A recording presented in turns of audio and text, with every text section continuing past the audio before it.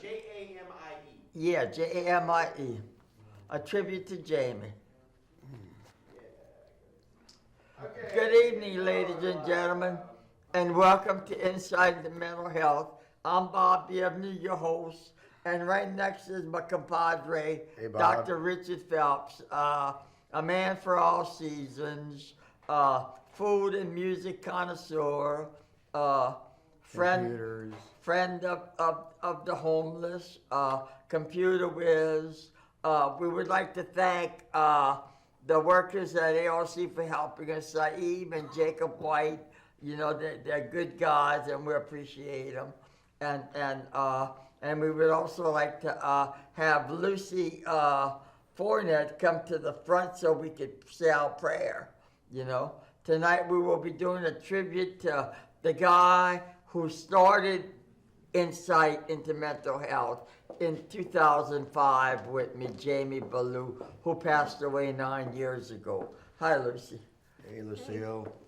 Father, we come into your presence with glad tidings to talk about my friend Jamie, who was at the station with me in the very beginning. Jacob White was there, Ed Bowie, some of the cast of AOC, and Jamie was a good guy.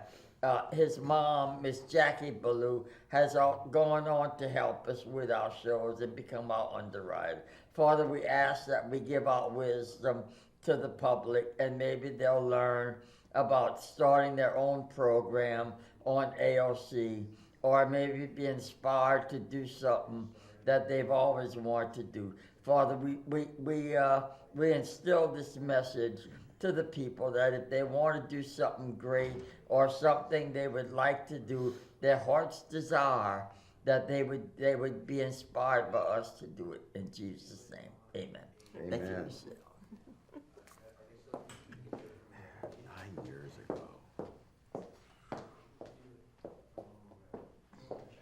Does it seem possible it's been 9 years? 9 years ago, he passed away. Wow. I remember the times we were cruising down Congress. Yeah.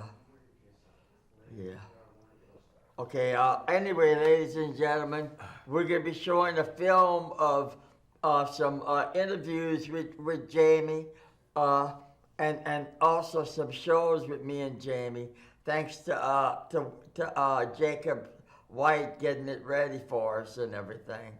We're just ready for them to do it. In the meantime, I would like to talk about my friend Jamie. First met Jamie at a support group for a support group at the time called Bridges. Bridges was a support group. It originated in Tennessee and it spread to Louisiana. And me and Jamie met over there at a support group. Jamie had just come back from California, I think. And he was down living with his mom and dad. Well, his mom and dad at the time, or his mom.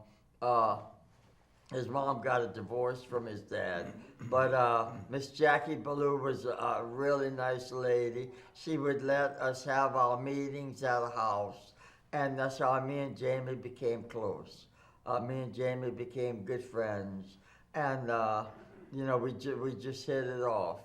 And, one day in 2005, we were thinking about, I was a facilitator for Bridges, and we were thinking on how to get people to come to the meetings.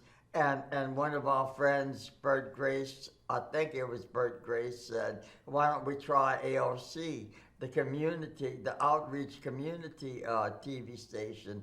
And we did. Me and Jamie went to the orientation with no other than Ed Bowie. Ed was the guy that ran AOC, Acadian Open Channel. Ed was the backbone of AOC during the Celine years. Great guy, Ed Bowie. And we went to orientation, and that's where we got our start. Me and Jamie started it, and at the time, instead of by computer now, I would research the stories we would do and the shows we would do by looking at a book. getting books and making notes. And Lucy. Yeah, you ready? Yeah. Oh, okay. I didn't know. I didn't know it was ready. Okay, we're gonna be filming me and Jamie.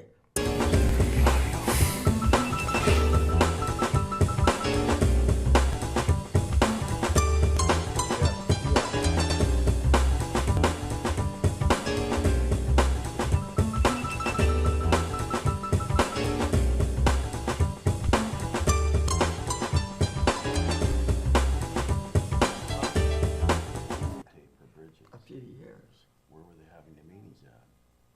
We're having them at Jamie's house or churches.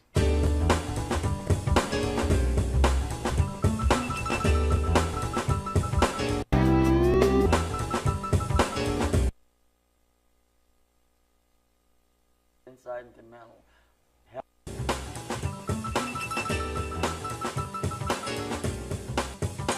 Welcome to Inside into Mental Health. I'm Bob Bienvenu, your host, and this is Jamie Bullard, your host.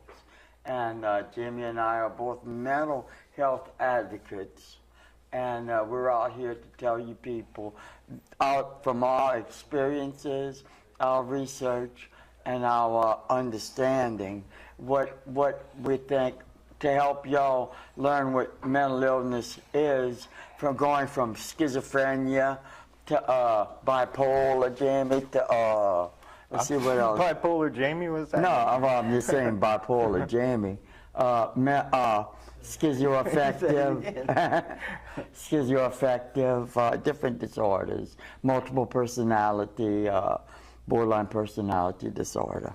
Anyway, we're here to help. Of which we skipped a few and don't have any more. So if you want to see the first show, stay tuned. Because if you have any suggestions you'd like to see a show on, tell us, because we've covered all the major ones. We're just trying to find the stragglers. Yes, if y'all have any suggestions for us to research and go on the show with some kind of topic, y'all welcome to call in and tell us, right, Jamie? Right, Bob. Thank you, Jamie. So if y'all interested, we would really appreciate the feedback. And especially if you have a diagnosis and you're willing to come on the show maybe and talk about it, we would really like that a lot. Oh yes, if anyone has a diagnosis and wants to come on the show, you're welcome to come, and anyone's welcome to call. From what we've learned, some people are reluctant to call and let their names be known or let their voices be recognized. I know, they're just paranoid. Yeah, just paranoid No about. one's going to recognize their voice. I mean, if so, why don't they just, like, I don't know, put some towel on the phone. Yeah. Or something where it's muffled. But, yeah, no one's going to find it. Not on the telephone. Yeah. Well, some people might recognize their voice. I recognize some people's voices that call. Yeah, but those are close friends of ours. Those are close friends. Nobody That else already will, know that we have a diagnosis. So Yes. They don't. They know. Nobody else will recognize no one it. else would know. Just our family and friends. And today, what we're going to talk about is something I've heard from somebody that suggested that we do a show dealing with family members who have relatives with mental illness. You know, like sons or daughters with mental illness. Well, before we start, we're not affiliated with Journey of Hope in any way. No, we're not affiliated with any. I'm Bob Bienvenu, and I am interviewing Jacob White, a fantastic guy who works for AOC, and he knew my co-facilitator who started my Insight into Mental Health program with me, my best friend ever, Jamie Ballou, and Jacob would like to say a few things about Jamie. Oh man, I miss Jamie. I know Bob misses him more, but Jamie was a light in this place. And you know, whenever he would come in, we would always cut up. We'd always have a great time together. And you know, he like me like to talk smack about the power structure and the powers that be. And I will miss Jamie. We all miss Jamie around here. And God bless. Rest in peace, Jamie Ballou. And Jacob, What about computers? What about? Oh, you say Richard's a whiz at computers. Jamie's a double whiz. Jamie really knew his stuff. Well, Jamie worked in the field for a long time. I think he was out in California working for a while. Yeah. And probably I think that contributed to, some of the mental health issues that he had. It's a crazy world out there in Silicon Valley and California. So we all miss Jamie, man. We wish he was still here, but we know he's in a good place. Thank you, Jacob. Thank you, Bob. I'm Bob, the host of Insight into Mental Health, where me and my best friend ever, Jamie Ballou, had started Insight into Mental Health 11 years ago, and Jamie passed away about 5 years ago, and this is a tribute to him. And we're asking Richard Phelps, my associate producer of Insight into Mental Health and co-host, what he thought of Jamie. Well, I first met Jamie back in about 2008 and found out he was a computer expert, more than I could have possibly ever known. He did programming, but he also dealt with a lot of mental health issues. So he would have his good days and his bad days. The bad days, he just didn't want to be around anybody. He was kind of cranky. The good days, he would come here and help out on the show. I have a lot of memories coming in on the set with Bob, and they could chat on mental health issues for 2 hours if they had wanted to. And he had some struggles, and we lost him the last week of December of 2009. It was the toughest funeral I ever had to go to, and we were all there for Jackie Ballou, his mom. And we keep his memory alive every year on the show. We have a little memorial for him in remembrance. Thank you, Richard. And thank you, Richard. It's been a long time now, but about 10 years or so ago, I should probably be able to tell you. But Jamie Ballou came in along with his good friend Bobby Avenue, walked into AOC and said they were interested in doing a program about issues that were really personal and important to them, and that's what AOC is for. So of course we helped him get that program going, and very quickly during his program, between the two of them, and Jamie was particularly good at this. He let the public understand and know in a real, sincere, and personal and inside look at what it's like to have a mental illness, what you can do to deal with that mental illness, and he laid it on to me several times that it was troubling that people had a bad interpretation of him based on a mental illness and couldn't look past the fact they knew he had it, even though he would look to be completely normal. As soon as he disclosed that he had a mental illness, people started shunning him almost right away, and that troubled him deeply. But he worked hard to let people know that mental illness is not anything you got to be afraid of. You don't have to be particularly cautious around these kind of people. They're just like the rest of us. And in fact, if you knew how many people in your immediate vicinity had sincere and legitimate mental problems, you'd probably be a whole lot more sensitive. And heck, the chances are I'm talking to somebody who has some themselves. But in remembrance of my old buddy James, Jamie, we called him, and his friend and my friend too, Bobby Avenue, they both taught me a whole lot of things. It was a real good deal to know, and to still know Bob. But Jamie, we all met. Open anyway. No, we're not affiliated with any of the organizations. Yeah. It's just me and Jamie are freelance, and the rest of our crew are freelance. Josh Haney, Cassie, Neil House, what's the director? Ryan, Judy's. Ryan Lejern. Ryan Lejern. I'm sorry. Last name Ryan, and Sam, who works for AOC, and of course Mr. Ed Bowie, who runs everything backstage. Yeah, hey Ryan, it's cutting off at the bottom again. Remember last time we had the problem with the graphics that they cut off at the bottom? Yeah. Anyway, and you might notice the graphics have gotten a lot better recently with the new program that AOC bought. Yeah, the new program is really good. I think we give a lot of credit to our new director who has come on board. He's really helped us with that. And also Ed Bowie, who's helped us with that, the director. Now, like I said, today we're going to talk about family members of someone who has mental illness, and the family's role as a caregiver is very important in maintaining the mental health of the person with the mental illness. And if anyone wants to call, they can call. Anyway, Well, if you, those new to mental illness, those who just realize that they have a relative that has mental illness, usually family members, you know, like a son or a daughter, and they have to realize what their caregiver role is, and they also have to rely heavily on the medicine to solve what they hope will be a limited and curable problem in the life of a loved one. You know, with them, the family members learning the role as a caregiver. Whereas if they have a male, a father, and a female, and a mother, you know, like according to statistics and research from what I've learned from books and also on the net, that men aren't as good at caregivers as women, because men are more into social problems, you know, into solving problems with the logic. Is that a phone call? no, Josh said buzzing in his headset. Okay, and while women seem to stick to it and they can they're more caregiver oriented, whereas men and women are not wired the same. So, but men can do a good job too, but not as well as women can. Anyway, when you're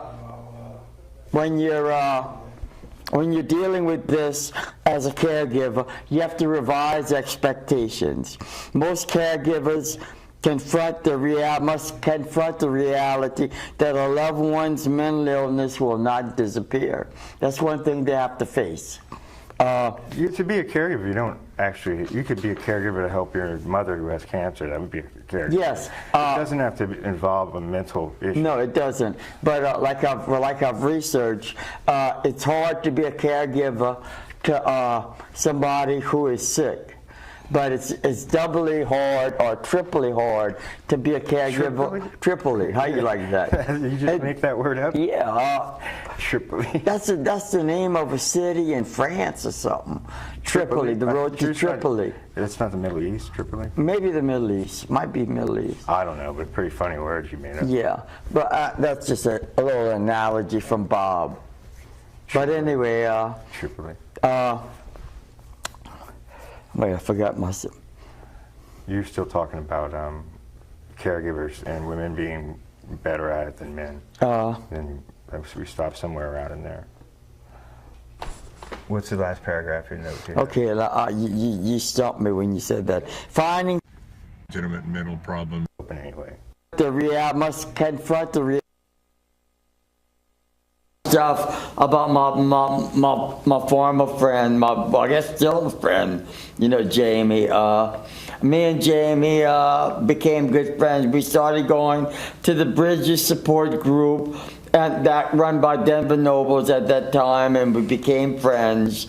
And Denver has since moved up to NAMI. Great guy, Denver. And me and Jamie became good friends, and I can remember us, me, Jamie, and this guy Josh, riding around when I had my SUV at 3 in the morning when guys my age had ate their cookies at 9 o'clock and went to bed. And here I was at 3 in the morning riding the streets, the roads with 2 guys half my age. Those were some fun days back then. Where did you all hang out for food? I don't remember where we'd go. One time we went in Iberia and ate at Waffle House.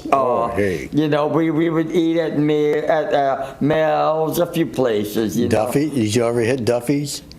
No, we didn't hit Duffy. We used to go to a support group where Jamie came with Ron Mayu back then, and we'd go to a support group in Iberia, and we hit Duffy's after. And me and Jamie would go, yeah. I remember Ronnie Mayu, by the way. Yeah, poor About Ron. 10 years ago. Yeah. We got to give credit to Jackie Ballou, Jamie's mom, for underwriting this show. Yeah. She has been our anchor for the last how many years? 7 years or whatever. Miss Jackie is a wonderful lady, and she's always there to help me, man. She bends over backwards for me. I love Miss Jackie to death, man. She's a sweet lady. She's one of your real people, you know. You know how in this world you have difficult people and not too kind people? Miss Jackie is one of the real people out there, class act lady. And we salute you, Miss Jackie. And of course, I salute your son, Jamie, and he was a great guy.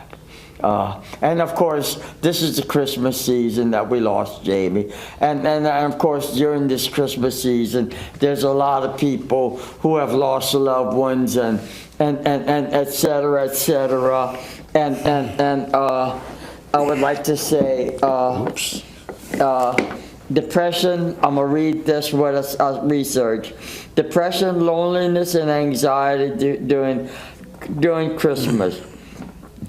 According to Christians, a simple yet miraculous event occurred in the town of Bethlehem on what is now known as Christmas. A loving God with a plan for salvation entered the world through the birth of a child, Jesus. Today, Christians believe that a relationship with Jesus, who lived a perfect life, died for our sins, and was resurrected from the grave, guarantees our salvation from the eternal consequences of sin and death. Christmas celebrates the birth of the Savior and the beginning of God's plan to save mankind. But sadly, what is touted as the most wonderful time of the year is for many of us the most dreadful time of the year. Instead of joy, love, and peace, the Christmas experience is filled with loneliness, depression, and anxiety. Maybe this is true for you. Christians believe we were created with a need for a relationship intimacy by a God who desires relationships with us.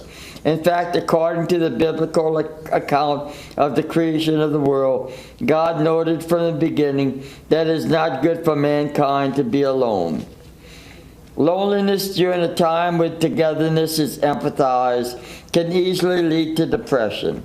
I do that a lot. I by myself a lot. You know that, Richard. But you find things to do. I find things to do. But, you know, of course, I've got my spiritual strength. But anyway, feeling isolated from others can bear down on us and unfortunately pave the path for feelings of despair and sadness. On the other hand, the pressure to be together physically during the holidays, even if we're not prepared to do so emotionally, can have the same effect. You know, this is happening when you feel that sense of dread about being together.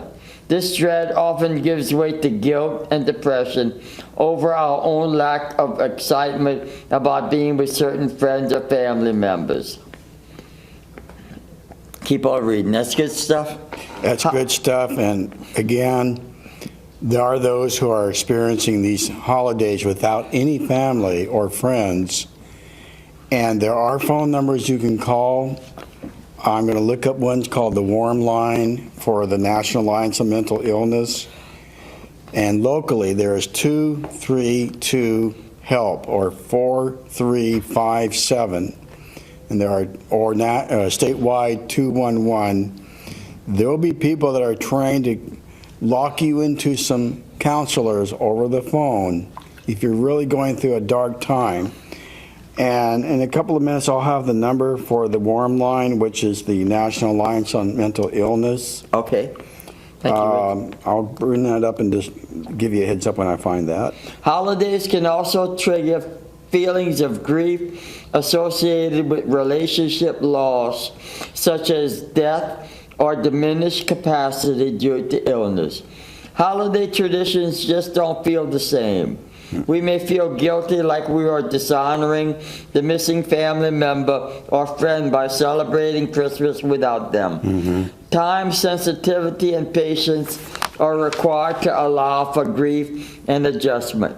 We can demonstrate empathy for others by understanding a person's need to grieve. For some, it's the post-holiday adjustment that triggers loneliness and depression. Visitors go home and the reality of being alone sets in. Long stretches of time between holiday visits can easily foster feelings of aloneness. Consistent periodic visits between the holidays can help relieve these feelings. But loneliness and depression aren't the only negative feelings many of us struggle with during the holidays. Anxiety plays a starring role in many people's holidays experience. Society's approach to Christmas focus mainly on secular features, missing its religious and eternal significance.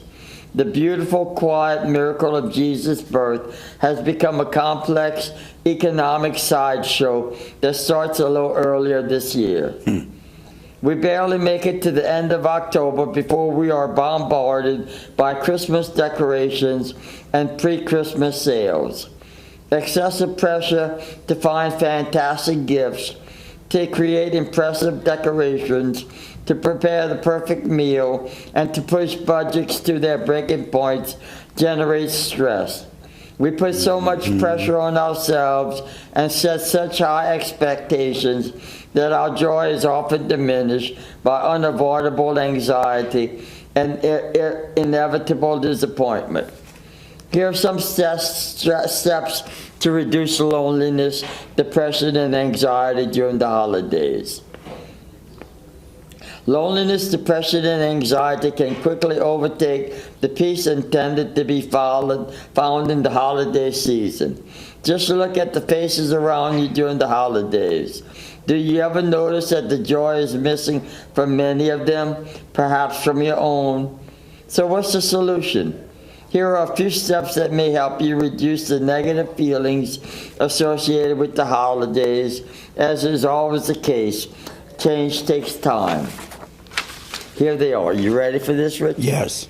Set simple and realistic expectations for the holidays. What's your realistic expectations for the holidays? Well, I would avoid the mall and all the traffic and try to make a gift myself for just a few people, not go out and put everything on the credit card or the debit card. There's just too much materialism going on, and the whole point of the season is religious. It's not all this prosperity and materialism. So I think instead of trying to outgive somebody else, and it doesn't have to be something material, you could do something for somebody for Christmas. Yeah. There are people in nursing homes that have no family, and I witnessed that personally when our church group went to one of the nursing homes on Evangeline Thruway. There was a gentleman who was a World War I veteran, and we made his day because we were the only people he had seen that whole week. The family had just kind of ignored him, and he had stories to tell, I remember to this day, what it was like to be in World War I. Mm-hmm. So maybe something like that is an alternative. Yeah. Don't overeat.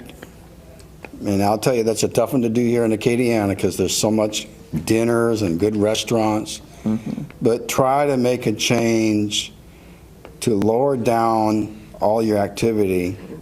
Get exercise. Like, hey, if it's not too cold around Girard Park, walk around that nice gravel pathway around there. Do something different this year. Yeah. And thank you, Richard. Okay, how about this that you were talking about? Identify people to spend the holidays with. Remember my earlier statement that we are created with a need for intimacy. Mm-hmm. None of us do well in the long term without relationship intimacy. Distance and conflicting schedules may prevent us from spending the holidays with family, but that doesn't mean we have to be alone. Right. Identify others who are separated from family and celebrate the holidays together. Like it's gonna be you and Cheryl and probably Nellie and Brandon. Right. And we may not even exchange gifts, although some may send us some gifts. But again, the whole point is focus on the real meaning, not the materialism. Yeah, on friendship, you know, friendship and family. If you don't have family, you know, like some people are closer to friends than they are to family. Exactly. You know, and be with your people that you care about and love. And if you can't do that, if you are by yourself, go to one of those diners, like St. Joseph diners, and volunteer, or like Richard said, go to a nursing home and talk to the people, you know, if you're lonely. I mean, believe me, you know, if you have your health and you're lonely, I'll have my health and I'm lonely, but I got great health thanks to that incredible creator of the universe, Jesus Christ. I am so fortunate, and I'm a guy that has not had much love in my life, hardly any, mostly abuse and rejection and abandonment and betrayal. But, you know, since I found my relationship with Jesus, I can manage, and I have one of the worst of all the mental illnesses known to man, paranoid schizophrenia, which is a heinous illness that creeps up every now and then. But with my relationship, my spiritual relationship, I'm able to have a life. And I'm just saying that. But if you are by yourself, maybe you could go somewhere, huh, Richard? And yes, I got that number, by the way. Okay. It's the warm line for National Alliance on Mental Illness, 1-800-730-8375. And in case you were just catching this, the number is 800-730-8375. Or if you can get to a computer or even a tablet or a cell phone, the website is www.nami.org. That's National Alliance on Mental Illness. They have a whole section about dealing with the holidays on there that's very useful. And again, you don't have to be lonely during the holidays. There are support groups, in addition to NAMI, in this area. There are houses of worship. There are volunteer organizations you can get involved in. I can think of a couple offhand. Salvation Army. They always need help. Goodwill. Just look around. But if you can't get all of anybody, try that Warren number I just gave you a minute ago.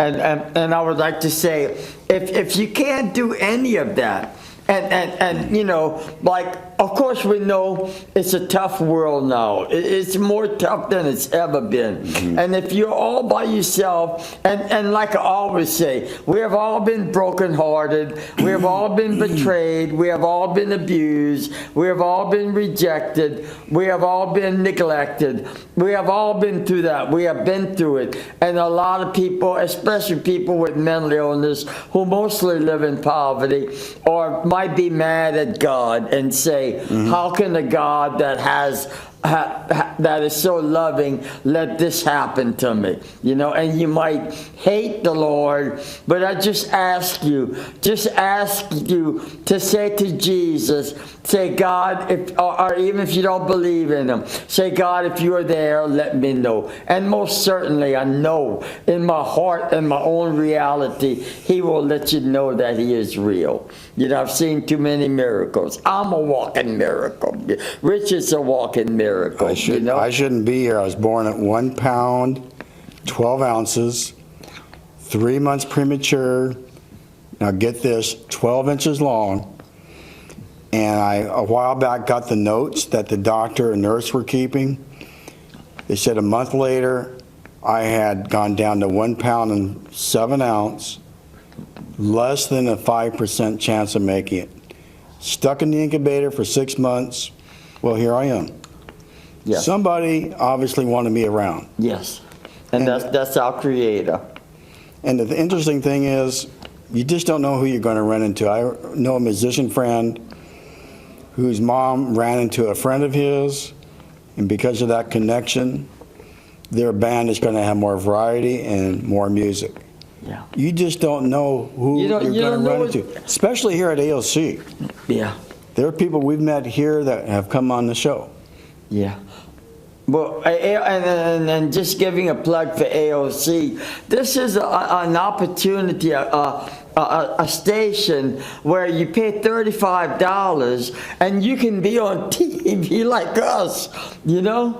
Thanks to Miss Jackie Blue buying our memberships, and dear as she is, we have our own TV show. And if you're out there and you want to do something, if you want to create something, come to AOC, talk to Ed Bowie. He is the station manager, a heck of a guy, nice guy, man. He'll help you and the people over here. William McFarland, his wife Jennifer, Joe, Skip, I can't remember all the. There's some other new people. Bethany, Jacob White, all the crew. I can't remember them all, but they're wonderful people, and they'll help you as much as they can. And you'll have access to cameras. You can go out and film, and you can put it on TV on this TV, and then it's a wonderful outlet. You know, our director Lucy started doing the job as our director. She loves it. You know, so you know it is a wonderful outlet, and it might lead to a career. And they will provide training through classes that are ridiculously cheap. You go out anywhere else, you're going to see some major money required for those classes. So there's even an internet radio station here. Yeah. If you're more into the audio side. So Yeah. the door is wide open here, folks. I mean, I don't even know a quarter of what is to learn here. And I'm going to try to start taking some classes next year. New Year's resolutions, do I hear that? Yeah, we're coming on the new year. Wow. Okay, here's coming up with some other things. This is avoid using the holidays as an opportunity to address family conflict. Oh, boy. You want to get along, you know? Do your best to get along with your family. I've seen so many movies, like Christmas Vacation with Chevy Chase, where they don't get along. You know, this comedies, you know, but you know, do your best to get along. I mean, this is a special time of the year, ladies and gentlemen. This is Jesus is known more. The word Jesus is known more in the world than any other name. It is a sacred name, and this is a time to be joyful, and we're trying to spread joy to people out there who are alone. And let me, like Richard was saying earlier, volunteer to help others during the Christmas holiday. Volunteering, like he said, volunteering through community organizations and churches. Churches are great. It's a great way to be around others during the holidays. Volunteer is an opportunity to give the gift of service while simultaneously reducing isolation. Depression and anxiety are often fueled by heightening self-focus. Volunteering shifts one focus off self and onto others who are in need. Feeling powerless to impact change is common among symptoms of depression and anxiety. Impacting others positively through service can help to identify one's power to cause change. Recognizing such power can then be channeled into addressing one's own depression, anxiety, and loneliness. And finally, last of all, focus on the true meaning of Christmas and your relationship with God. God desires a relationship with us. Christmas is a great time to establish or renew our relationship with us. Though we may feel isolated, and I'm isolated and alone all the time. I do things and alone. We are reminded that God is always with us. The gift of a relationship with Jesus was given to all of us. While celebrating the holiday season, keep in mind that even if you're not, others may be struggling to find the holiday spirit. Make efforts to include those whom you know may be without friends or family in your festivities this year. Christmas is a celebration of God's love for us. One of the best ways we can commemorate and honor this is by showing our love for one another. Jesus himself said, "By this everyone will know that you are my disciple if you love one another." This Christmas, do your best to spread cheer and love in an authentic, sincere way. May your efforts grant one more person a Christmas that is merry and bright. I just remember there's a movie that's come up called The Last Holiday about a person who found out they only had 2 to 3 weeks to live, and I highly recommend it. Yeah. Go on your search engine to look it up. It is on a paid site, but from what I hear, it's well worth watching. Yes. And I discovered a whole bunch of good movies on DVD that I didn't even know I had when I reorganized some things, so that might be kind of like a little cool Christmas present. How much? Thank you, Richard. Thank you, sir. Richard's my best friend, Richard. I love Richard to death. If it wouldn't be for Richard, none of my books would be out. And I owe him a great deal of gratitude for that. We thank y'all for watching the show. We thank Jacob White, class act guy, man. Awesome. And then the class act people at AOC. You'll meet some wonderful people. Well, come on, Jake, come on the set. Come on, Jake. We're missing Lucy. We wish Lucy good luck with the death of her father-in-law. This is Jacob White, class act guy, super person. We ask for prayers for Nellie and Brandon and Emily. And now I would like to say hello to Miss Betty Trail and Janae and Tyler. That's Patsy Bertrand's godchildren. And Patsy is a great lady. Miss Jackie, what can I say about you? You are the best. You're great. And like I said earlier, if you're all alone and have nobody, can't go out or anything, just ask God to show you that He's real, and He most certainly will, without any hesitation. We thank y'all for watching, and we wish y'all God bless. Thank you. We did it. How was the show? He would hand a cop a $1,000 bill. Hello, ladies and gentlemen. We're back again. I'm Bob, and me and Richard, we're back.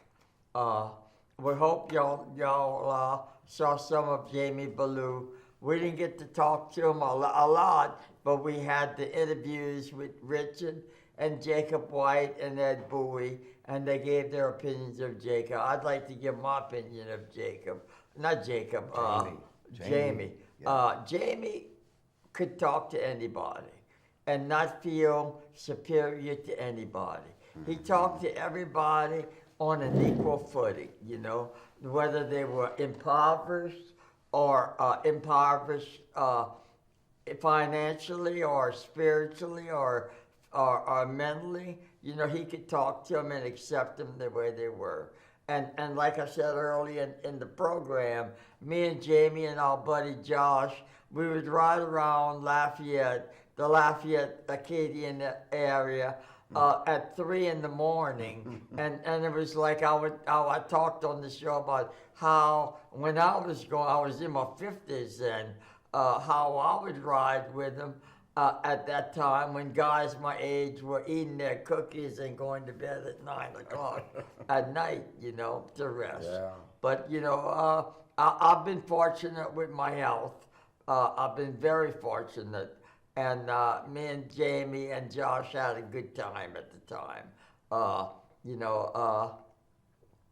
Jamie was my partner, and I'm sorry he passed away. Richard, you think of some things? Well, one thing that seems to be common with folks with mental health issues, I don't like to use the word mental illness, that's kind of the old school words. Jamie was very high functioning. He was a computer programmer that would be sent off to Japan to troubleshoot these big computer systems.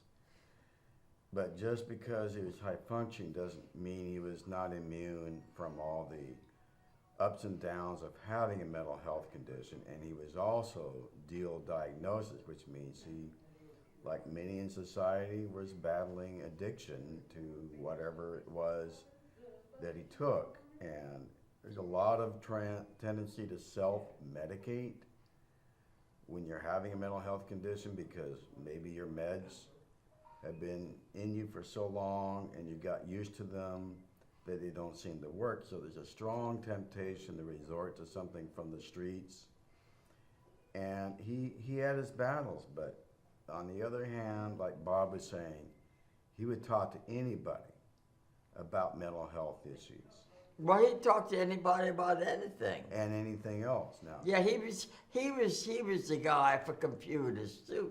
Now I couldn't understand what he did because I am not a computer programmer. That takes a special mind and a special love for that. I flunked out of learning Fortran on a computer that was from the mid-70s. Oh, we got a phone call. Let's see who this is. Yes, caller. Yes, hello, can you hear me? Yes. Yes. Hello, Richard, guess who this is? I can't really tell. Can you get? They're talking about Jesus founded the Catholic Church. Okay, who is this call? What That's is your- Danny. What, Danny? I said, who founded the church, the Christian church? Jesus founded the Christian church. Oh, no, we buy him in. Sir, what is this? We're talking about mental health issues. Do you have anything to say about mental health in general? But y'all talk about religion all the time. Why can't a caller call in and talk about religion? Well, we're talking about spirituality. Let me clarify. you There is a new movement within mental health to make spirituality part of one's process in achieving the best life that one can. It's no longer just medications or the psychiatrist. We're a four-dimensional human being, Danny. Does that make sense? I mean, God made us with a spirit, not just with a soul or mind or emotions. Of course, there's true insight into man's relationship with God. There's true spirituality, which is founded by Jesus Christ or the Catholic Church. Why is this their religion? Well, Danny, we're not getting into denominations here on the show because that can get into a lot of side issues. Our focus is on achieving the best life that you can, along with your medications, your mental health professionals, support groups, coping skills, and your spirituality. And unfortunately, that was pretty much squashed in the mid-'80s, but there was an author named Nancy Keogh that was a Catholic nun and also a practicing psychologist. She wrote a book called Wrestling with Your Inner Angels. She started spiritual values and beliefs groups, support groups in the Northeast in a secular setting. And she set out the rules. It was not to get into my church is better than your church or this or that, but it made a big difference in the support groups to respect each person's beliefs. In order for a person to have a right relationship with God, it has to be based upon the truth of what God came to reveal to us. Not to ignore the 1,000 years of Christian truth and to come to look at Christianity from a secular point of view. That's what y'all are doing there. Well, for what's happened, Danny, historically, you couldn't even talk about spirituality in support groups for decades. In fact, there was one situation where they had brought in a religious symbol and somebody from the Department of Health shut it down. Just because there was a religious symbol that was brought to the support group by the facilitator, but now they're starting to recognize the importance of prayer in one's mental health recovery. And again, Danny, Danny, this is not about religion. This is about one's spirituality, which can include God. I'm not Danny. I'm Don Bernard. Oh, Don. Okay, my friend Bob didn't understand. I didn't recognize. But again, we're not talking about religion. We're talking about spirituality, which for way too long was exonerated from any textbook. I'm trying to show you the Okay, right well, relationship with Don, God. we got to move on here. We got some other callers on the phone because we're We got another call. doing a very short show tonight. Thank you, Don. Okay, bye. Okay. Okay, I know who he is. Okay. Well, anyway, we strive to bring spirituality into mental health, which was basically a taboo subject until recently, and it's making a difference in a lot of people's lives. It was even brought up by that country western singer that we saw at the NAMI convention in 2017. I don't remember. I'm trying to remember her name. It'll come to me in a minute, but what's important here is that we're all trying to live the best lives we can, Yeah. following our support groups, our coping skills, which could involve going down the road and praying and all that. That did not used to be in the dialogue. Yeah, and Don, you can take this. I think you'll agree with this, that there's so much injustice in this world. And you know, I get my strength from praying to Jesus. And, you know, that's where I get my strength and my spirituality. And it works for me. And I would just like to tell the audience, like I've said so many times, with the injustice in the world, especially with the people with mental illnesses who are more victims than anything, that if you're mad and don't believe in God, you'll agree with this, Don, that don't believe there's a God, just ask him to show you that he's real. And most certainly, he will show you that he's real. He will visit you verbally or intuitively or by a phone call or by a letter or by somebody coming up to talk to you or by help or any which way. Just ask Jesus to show you that he's real. And Don, I think you'll agree with this. He most certainly will, you know. And what's really critical is we reach out to our veterans. I took Bob's dog, Chloe, for a walk one day about a year and a half ago and ran into a group that was helping feed people who are homeless. And I would say half of them were veterans. And I ran to one gentleman who was in his early 70s. He had not seen a pet dog in years. And when Chloe just had this instinct to come up to him, Yeah, Chloe does that to and everybody. she was licking his hand and he was petting her, and he was practically in tears. And there could be veterans right there in your own neighborhood you don't even know about. So I would urge people to reach out to our veterans, be they from World War II, like George Snyder. Those are our heroes. Korean vets. Because of our veterans, we're able to come on this show and have a free show and talk to the audience about our knowledge and our research. And you know, and I hope we got through to some of you people. We were showing how Jamie's life, how he impacted our lives. Yes. And how the people at AOC, everybody impacts everybody else's life. And everybody at AOC liked Jamie. You know, you heard Jacob White and Ed Bowie talk about him. He was a kind, considerate guy. You know, he had a heart, which so many people with mental illnesses seem to have a certain empathy and a good heart, like unlike the average person in the world. I'm not saying the average people don't have good hearts, but you'll find a lot of kindness with people with mental illnesses because they have been through the ropes, you know. Oh, yes. You know? So we would like to say we hope you all have enjoyed the show. Lucy, come say goodbye.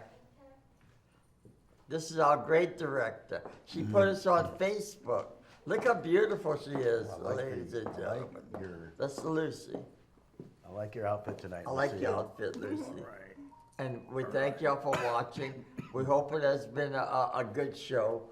And we hope we have given y'all some ideas. And I will be the first to say, if I wouldn't have found Jesus, thanks to Mike Fugely leading me to the Lord, my life, I would have been smoking 5 packs of cigarettes a day, and I would have died a few years ago. You know, or I would have committed suicide, or I'd be in a chair rocking back and forth out of my mind. You know, these are heinous illnesses, and I would like to say, if you have spirituality, you can have a life. It can give you a life, ladies and gentlemen. Well, Lucille, we have about a minute left. Is there anything you would like to say in closing? Never give up on someone. Never give up on someone. Yeah. Yes. Tomorrow is always a better day. Yes. Yes. Yes. And we thank y'all for watching the show, and we hope y'all enjoyed it. And Jackie, thank you for underwriting us and believing in us all these years. It's hard to imagine it's been that many years. So we just send out our New Year's greetings.